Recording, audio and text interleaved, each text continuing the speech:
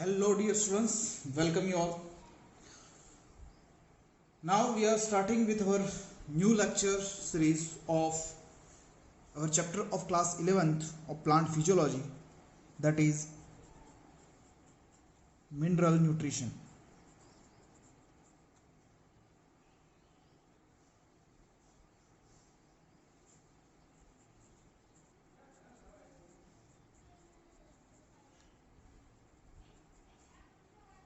Which chapter we are going to start? Mineral nutrition. Now when we start this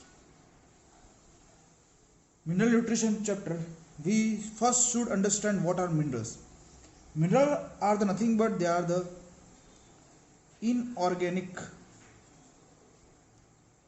nutrients, and this inorganic nutrients are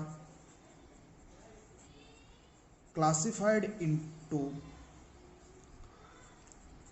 essential and non-essential element. They are classified into essential and non-essential element.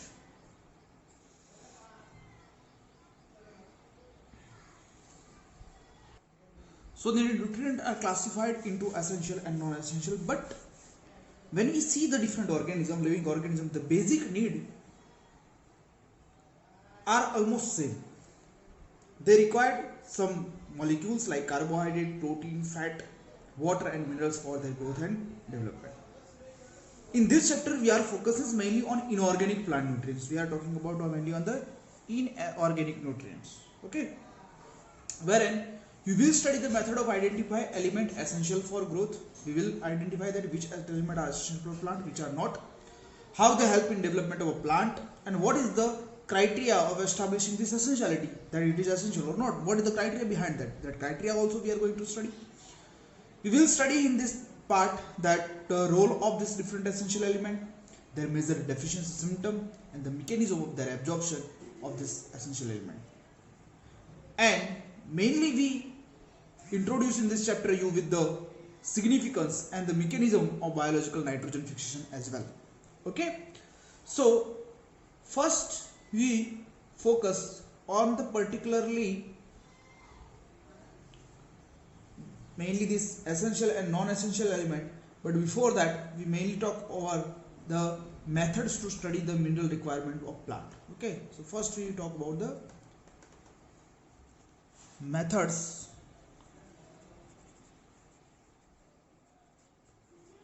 to study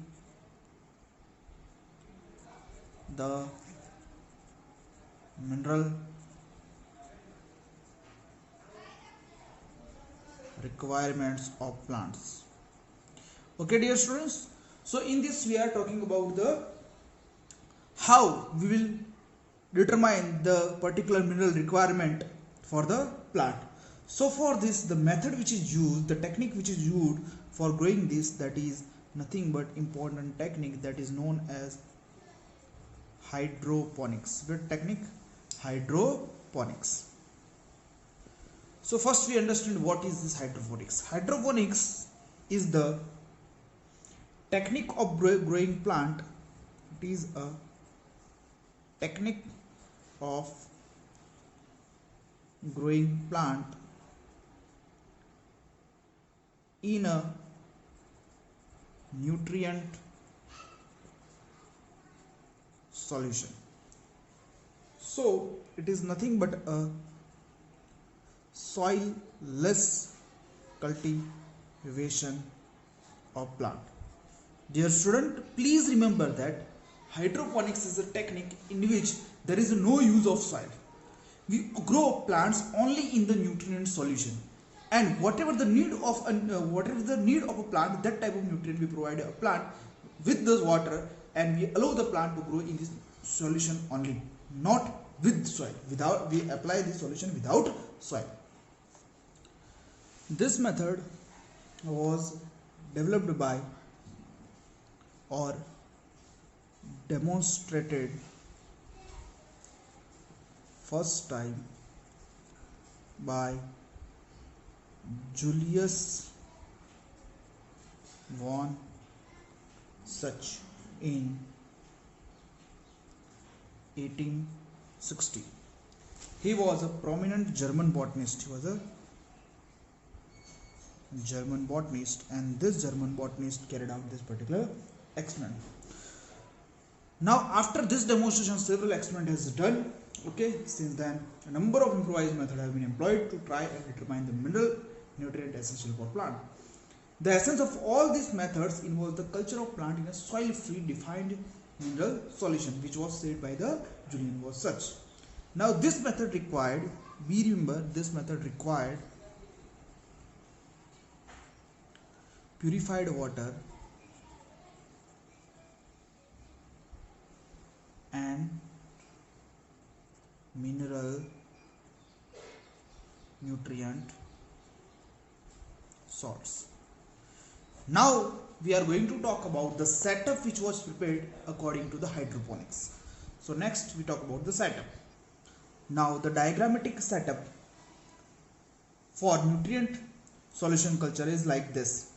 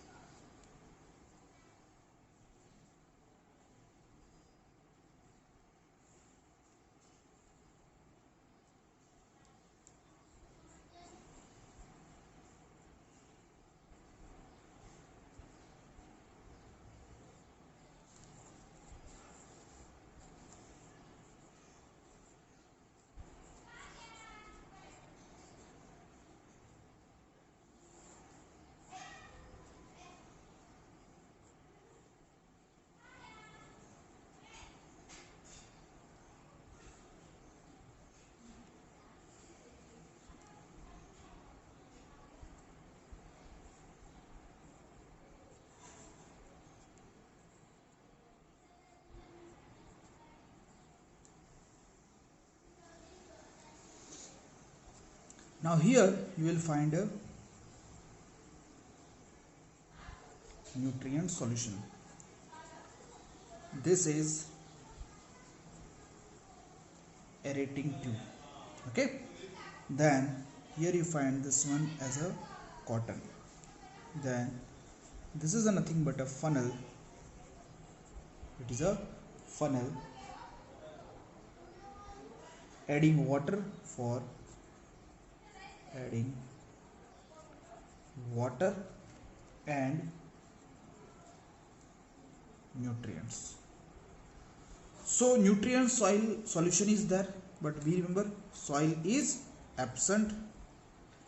Aerating point tube for the aeration. Plant is inserted. Cotton is given so it cannot damage the particular component, and air can pass through only the particular this filter. Funnel is also there which can provide the nutrient solution, and this type of method also they have showed a proper particular growth of the plant. Now hydroponics has been employed successfully as a technique for the, it was employed successfully for the development of spuli for the commercial production of vegetable such as tomato, seedless, cucumber and lettuce. Now it must be important that nutrition solution must be adequately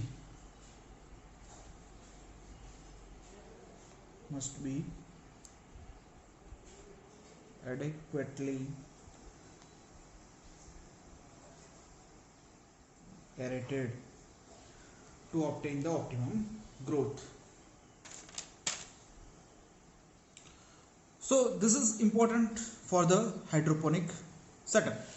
Now when we perform this hydroponic and we form setup, it is known that here we can use a particular glass jars or polythene bottle also we can use. One more thing that is important, remember that here it is covered by a black paper.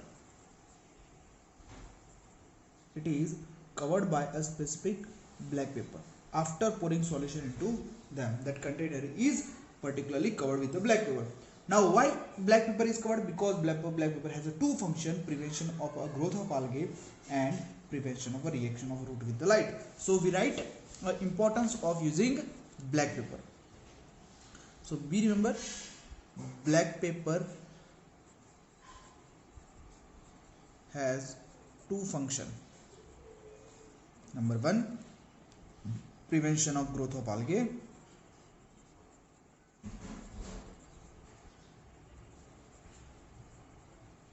and number two, prevention of reactions of roots with light. Okay. Now in this, seeds are allowed to germinate over a split crop. Here actually initially split crop seeds are allowed. Then collectors are removed after a seedling production. Plant is properly supported with the help of a split cock, and solution is aerated at regular interval and is changed after 2 to 3 days. So regularly aeration is also provided. So that you should remember. Now this hydroponic technique thought was given by Julian von Such, but later on this technique of soil culture was developed by Gorick in 1940. That is with respect to the what for a hydroponic chamber. Now what are the significance of this hydroponics that you should understand? Next we talk about significance of hydroponics. Now when we talk about significance are: number one, useful. It is useful in areas having thin, infertile and dry soil. Okay, so in this area it is useful where dry soil is there, where water availability is not proper, where soil is not proper. That areas we can use particular infertile soil is there, then also we can use this method to grow the plant. Second, it regulate pH at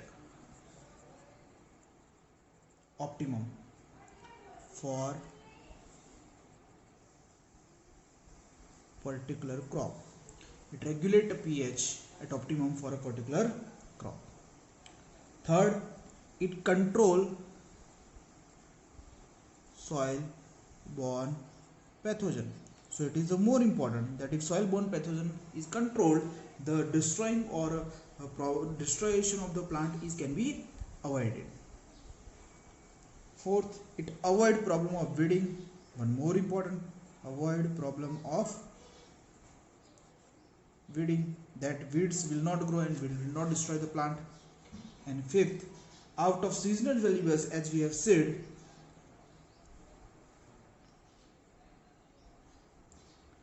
out of season vegetables,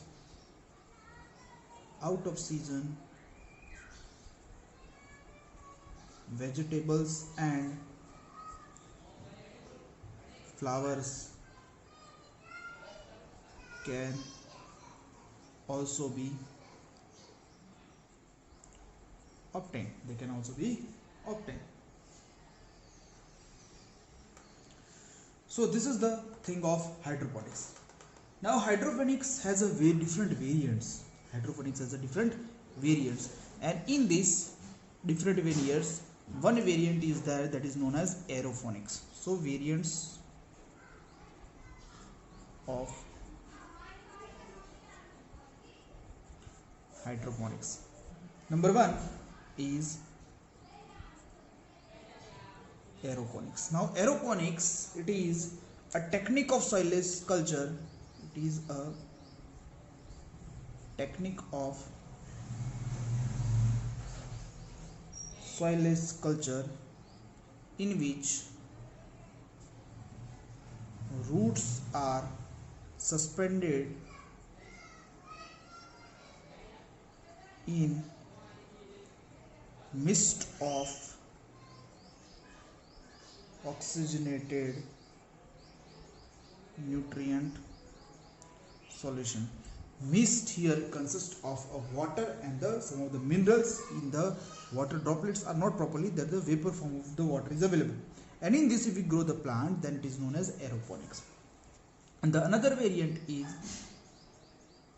sand culture. Now when we talk about the sand culture, in this matter sand is used as a rooting medium. In this, sand is used as rooting medium, and nutrient solution is added to it,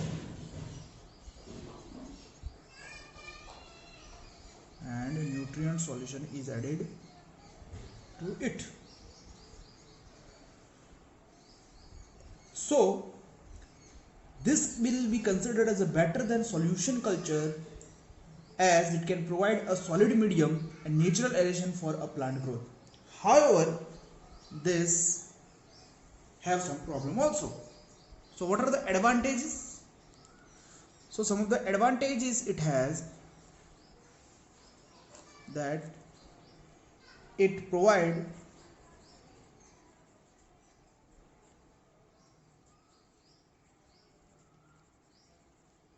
solid medium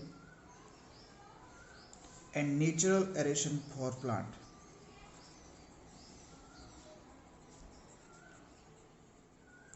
But another type is, in this the drawbacks are also there. When we consider a drawback of this particular or disadvantages, then we find that the sand being alkaline,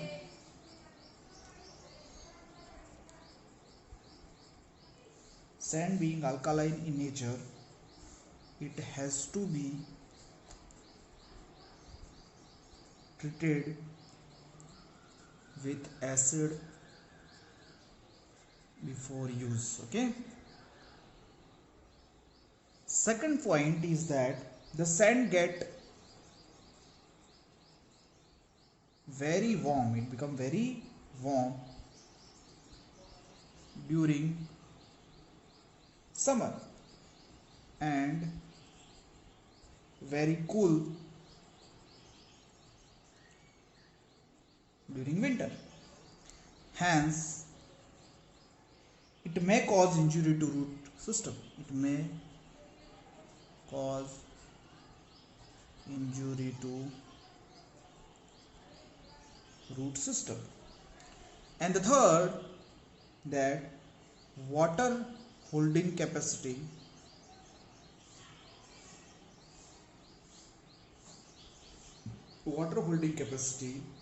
of sand is very low.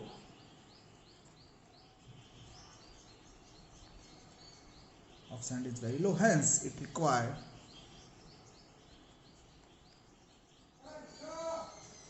frequent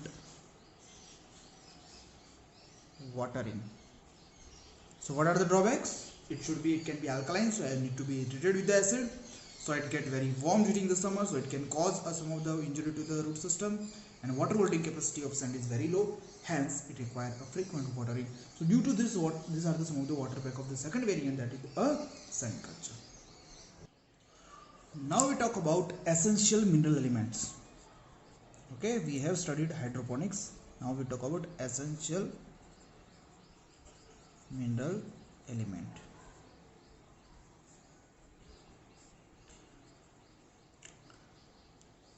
So most of the minerals present in soil can enter a plant through the root. We know that most of the minerals enter through the root. In effect, more than 60 elements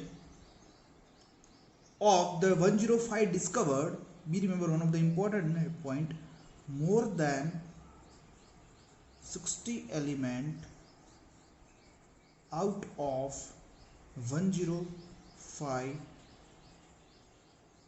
discovered so far found in different plants. So this different element how reach to the plant? They plant reach to the plant through the root.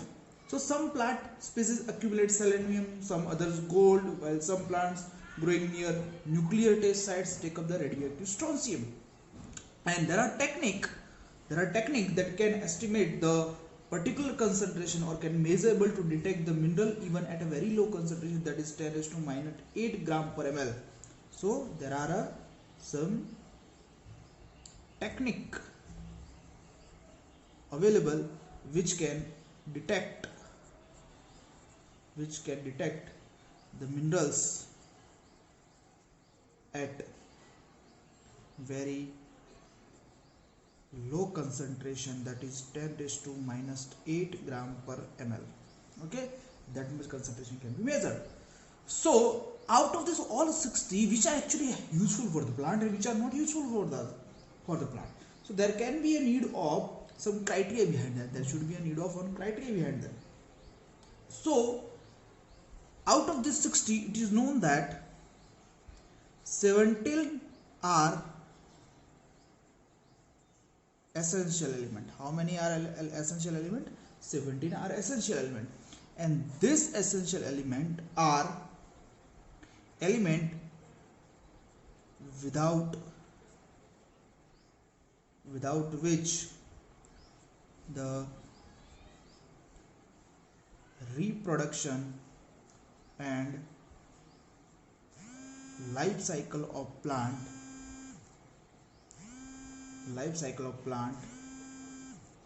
cannot be completed. Okay, so these are the elements without which the life cycle of the plant cannot be completed. Okay, and this essential element are these essential elements are carbon, hydrogen, oxygen, nitrogen, phosphorus, potassium, sulfur, magnesium, calcium, iron, molybdenum, manganese, nickel, zinc, boron, chlorine and copper. These are the total particularly 17 elements. 1 2 3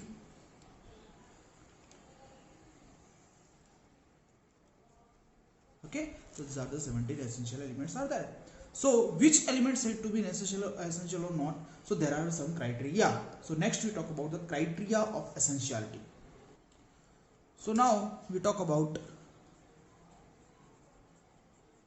criteria of essentiality. Okay, now when we talk about criteria of essentiality, this was given by Arnon and Stott in 1939. It is given by Arnon and Stott in 1939 and used to determine the essentiality of minerals. Now this criteria includes point 1. First criteria is element must be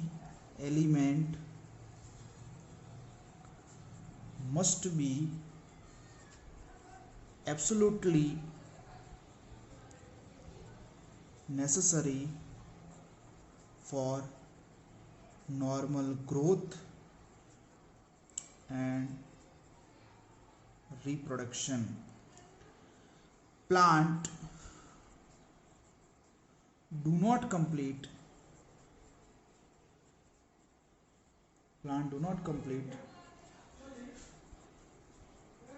its life cycle or set the seeds in absence of particular element. So if a particular element is necessary for the normal reproduction and growth, and without this element if plant is not able to complete its life cycle, then it should be considered as a essential element. Second criteria is that element must not be replaceable by another element. Element must not be replaceable by another element. Means the requirement must be specific. If we have added a magnesium, or if there is a deficiency of magnesium and we are adding iron, and if iron recover the deficiency, then it cannot be considered as essential. But if we deficiency of magnesium, and if we provide a magnesium, then only deficiency can be recovered, then that can be considered as a essential element. Now third point, element must play direct role in metabolism. Element must play direct role in metabolism. Element must play a direct role in metabolism. Fourth, absence of specific element. Absence of specific element causes deficiency in the plant which is corrected by only adding the specific mineral in soil. Then that element considered as a what? One of the important essential element. So these are the criteria behind which we can determine or we can select which is essential or which is not an essential element. So I hope you have understood this, the criteria of essentiality, that which element will be called as essential. Now next we talk about classification of essential element. Okay, now this, if we talk about classification of this essential element, then there are different bases. So this essential element are classified into two groups based on quantitative requirement. Quantitative requirement means how much quantity is required to particularly call that and make them in different type. And there are two types, that is macronutrient and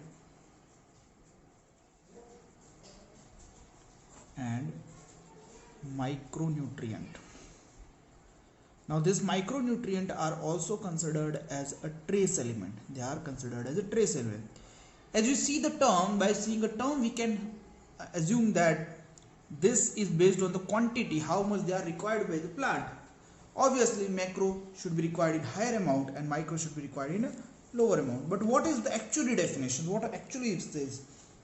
So when we talk about macronutrient, they are generally present in plant tissue is large amount. Okay, they are present in and they are present in excess. They are present in excess of 10 millimole per kilogram of dry matter in plant. So 10 millimole per kilogram. This much, if greater than this much concentration is there in a plant, then it is a macronutrient. But when we talk about micronutrient, they are needed in very small amounts, that is less than 10 millimole per kilogram of dry matter.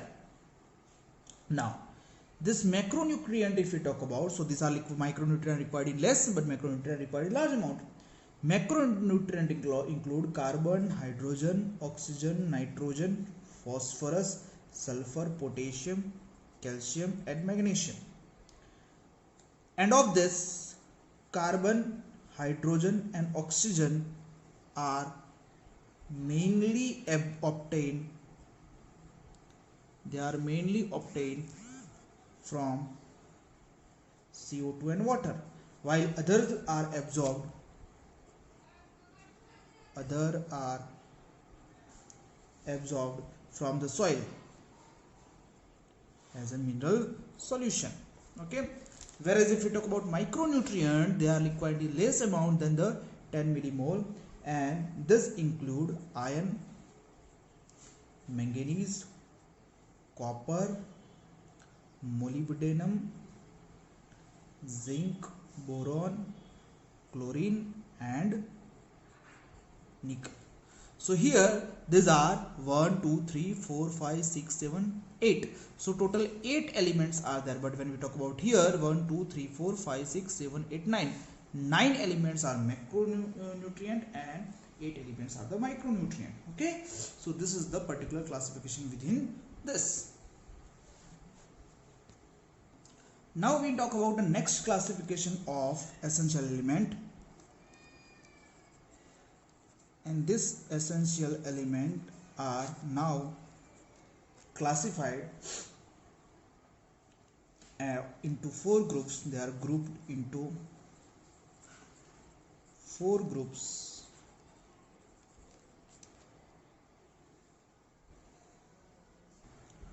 Groups on the basis of function.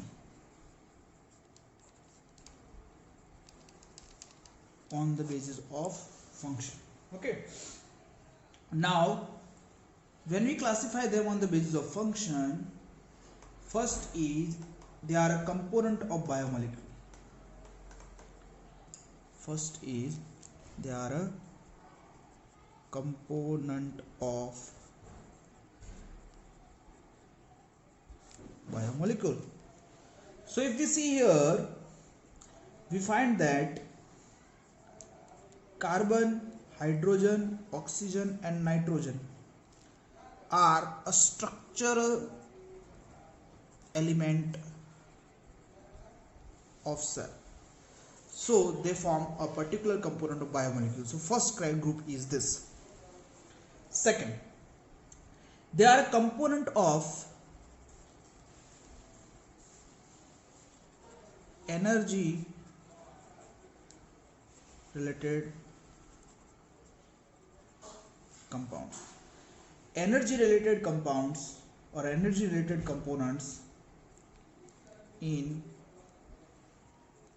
plants, if we take example, then magnesium in chlorophyll and phosphorus in ATP. They are actually useful for the energy gaining, so they are usually an energy related compound. Third is essential element that activate or inhibit enzyme. They can be used as a activator or inhibitor of enzyme. So in this, for example, if we take a first magnesium, that is Mg+2, it is used as an activator of Rubisco, that is ribulose 1,5-bisphosphate carboxylase oxygenase, and PEP carboxylase, that is pepcase. PEP is phosphoenol pyruvate and Rubisco is ribulose 1,5-bisphosphate carboxylase. I hope you know that this Rubisco carry out CO2 fixation in C3 plant and PEP carboxylase carry out first CO2 fixation in case of C4 plant. So they carry out CO2 fixation. So their activator of this enzyme is nothing but a magnesium. Next to that, zinc is an activator of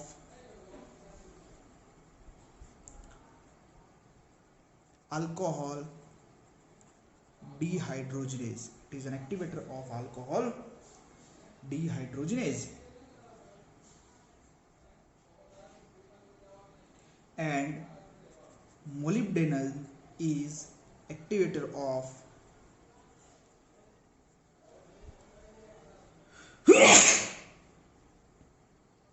this molybdenum is activator of nitrogenase during nitrogen fixation.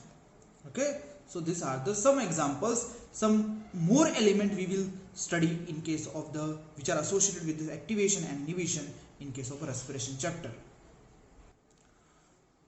Fourth group involves the essential element that can alter the osmotic potential or solute potential of cell. Solute potential is the potential of solute. Osmotic potential is also known as solute potential, and solute potential is the ability of solute to lower water potential. And water potential is a potential of movement of water. Wherever the water is high, the water potential is high, and water potential of pure water is 0. So if any solution is there, then the value of solute potential become negative. Okay, that we have, might be you have known and you have studied in case of the water potential. And in this, potassium play important role in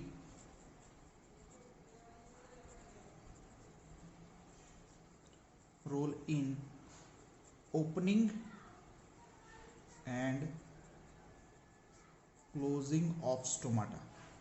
Okay, they play a role in opening and closing of stomata.